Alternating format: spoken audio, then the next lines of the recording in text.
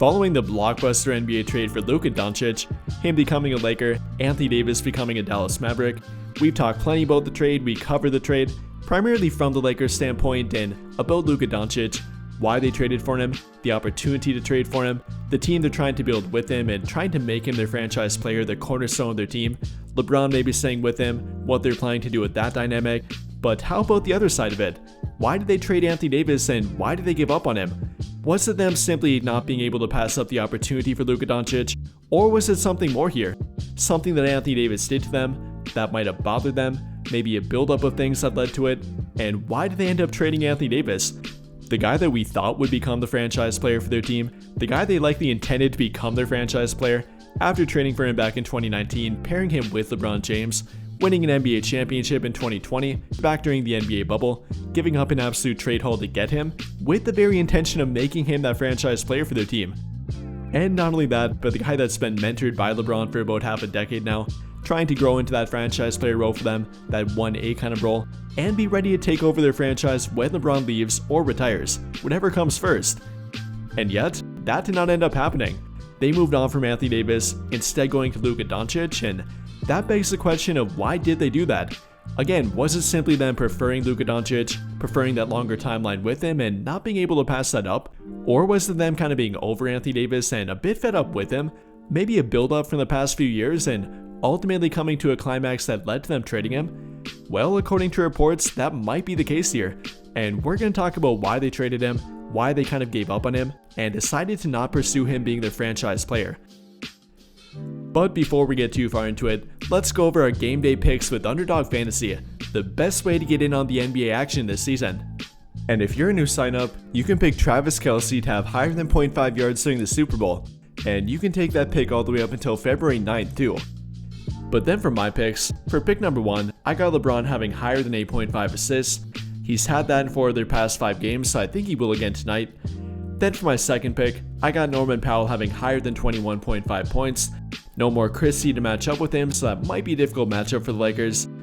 Then for my third and final pick, I got Ivica Zubac having higher than 0.5 double-doubles, aka having a double-double. So if you want to follow along with me, or make your own picks, then be sure to check out Underdog Fantasy, and don't forget to use code JSM to get your free pick, plus up to $1,000 in bonus cash when you make a deposit. But now getting back to our topic. And again, with them trading for Luka Doncic and trading Anthony Davis while doing it, obviously you can point to the longer timeline with Luka Doncic. That's probably thing number 1 they thought about, getting a longer timeline, about 5 to 10 years longer with Luka Doncic, him being 25 years old compared to Anthony Davis now being 32 years old or about to be 32. Obviously that's priority and reason number 1. But apart from that, I think there's actually more to it and much more to it at that. And one small part of it, or maybe a big part of it, who knows, might have been a recent comment made by Anthony Davis. Earlier this month, he had a sit-down interview with Shams Charania of ESPN, and during that interview, he kind of asked and begged the Lakers to trade for a center, saying that, quote-unquote, "I think we need another big. I feel like I've always been at my best when I'm at the 4, having a big out there with me," and pointing to their team's 2020 title championship and the roster they had with them, with guys like JaVale McGee and Dwight Howard, him being at the 4, and them being at the 5, and once again reiterating that kind of for about the 3rd or 4th year in a row. And well, according to Sam Amick of The Athletic, those comments really bothered the Lakers and all the way up to the very tip top of their franchise too. Per Sam Amick, quote-unquote, the previous public comments caused serious frustration all the way up to the top of the Lakers franchise. And again, with those not being the first time he's made comments like that, I mean it's pretty much been a yearly thing for him, if not a multi-yearly thing, begging for a center, trying to tell them to trade for a center, or simply about their roster in general and what they should do with it. They've obviously been bothered by it and this has not been the first time.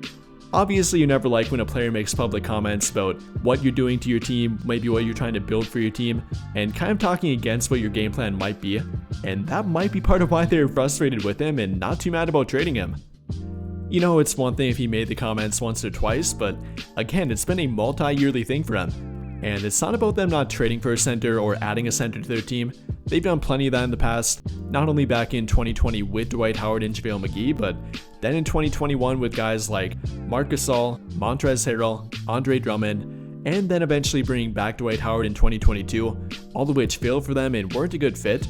then eventually moving on to Darvin Ham and him moving Anthony Davis to the full-time 5, and that working a whole lot better for their team in some regard. You know, they made it to the Western Conference Finals, so can't be too mad about what they did with that, and Anthony Davis having a career year that year with it. So him continuing to make comments about it despite some success coming with it probably did bother them, and him seemingly never failing to bring it up year by year, never stopping about it, likely did bring them to a boiling point about it. Now that's obviously not the only thing, but I imagine it did contribute to it, and I don't blame them for that either. It kind of got old for me. Yes, I'd like Anthony Davis to play power forward more if he could, but part of that's on him too.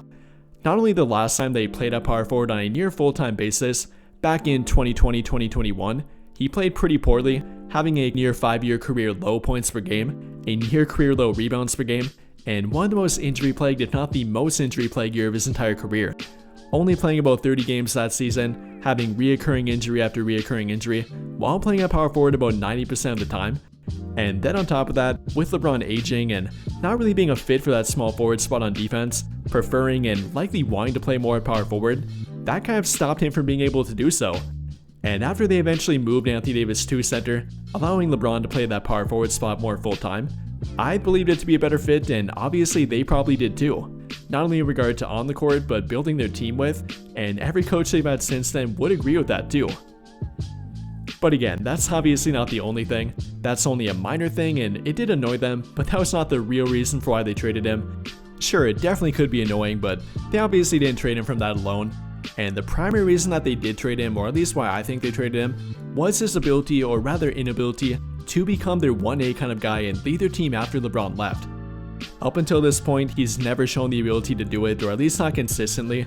He might for about 10 to 15 games here and there, and even with LeBron being out at times, he's led their team, but it's never been able to become a consistent thing for him. And according to reports, that was factoring into them trading him. Per that report that I referenced before from Sam Amick, he used the word alpha as a keyword in explaining why the Lakers traded him. And per that report, quote unquote, while Davis had no shortage of fans within the Lakers' walls, there is a strong sense that he wasn't 1A material.